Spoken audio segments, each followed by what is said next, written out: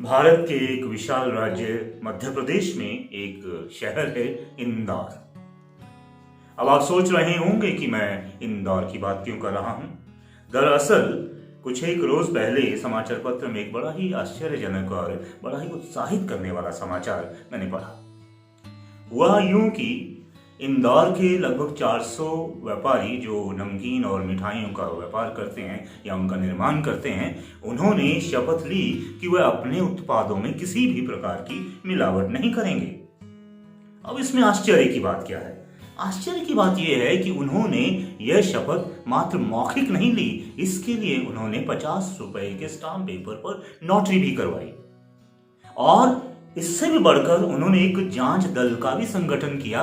वह इस बात पर निगाह रखेगा, इस बात पर नजर रखेगा कि कोई भी व्यापारी किसी भी प्रकार की मिलावट करता हुआ न पाया जाए। उन्होंने यह प्रण किया कि वह अपने तेल और अन्य खाद्य पदार्थों और मसालों वगैरह में किसी भी प्रकार की मिलावट को नहीं होने देंगे।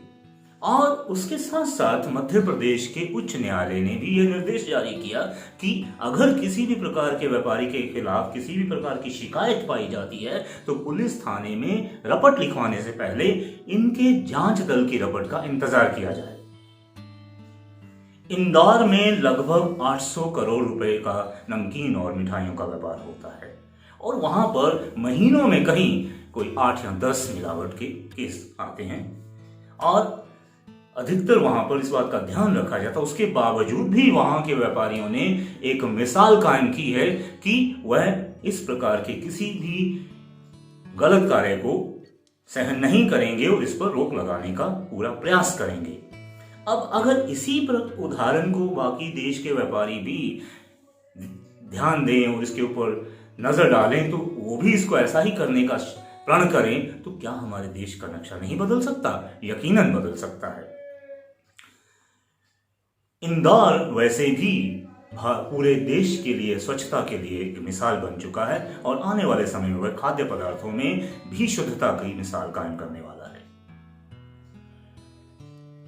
अब इंदौर से बाहर निकलें, अगर हम भोपाल या फिर कलकत्ता, दिल्ली, मुंबई, चंडीगढ़ या हमारा अपना अमृतसर या जालंधर की बात करें तो क्या यहाँ के व्यापारी भी इसी प्रकार का निर्णय या फैसला नहीं कर सकते और अन्य व्यापारों से जुड़े हुए लोग भी इसी प्रकार की शपथ नहीं ले सकते कि हम भी अपने कार्यों को वही स्वच्छता और शुद्धता और शुचिता के साथ आगे बढ़ाएंगे और देश के लिए सेवा का योगदान देंगे।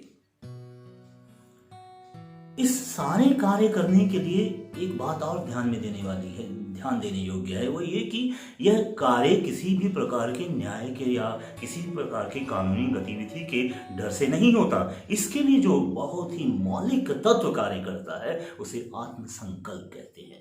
इसके लिए आत्मसंकल्प की आवश्यकता है, हमारे अपने पारिवारिक संस्कारों की आवश्यकता है, हमारे अपनी इच्छा शक्ति की आवश्यकता है। अगर हम अपनी इच्छा शक्ति और संकल्प के साथ चलें तो हम इस प्रकार की किसी भी गतिविधि पर रोक लगाने में सफल हो सकते हैं। बचपन में एक एनिमेशन फिल्म देखा करते थे दूरदर्शन पर। एक था चिड़िया अनेक चिड़िया, दाना चुगने बैठ गई थी, मगर वहां शिकारी ने जाल बिछा रखा था। तो क्या जाल ने चिड़ियों को पकड़ लिया? नहीं।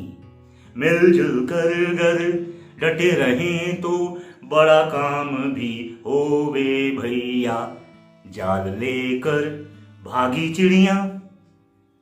हाँ, अगर किसी काम को एक व्यक्ति कर सकता है तो उसे अनेक भी कर सकते हैं और यदि उसे अनेक कर सकते हैं तो उसे सभी कर सकते हैं। धन्यवाद।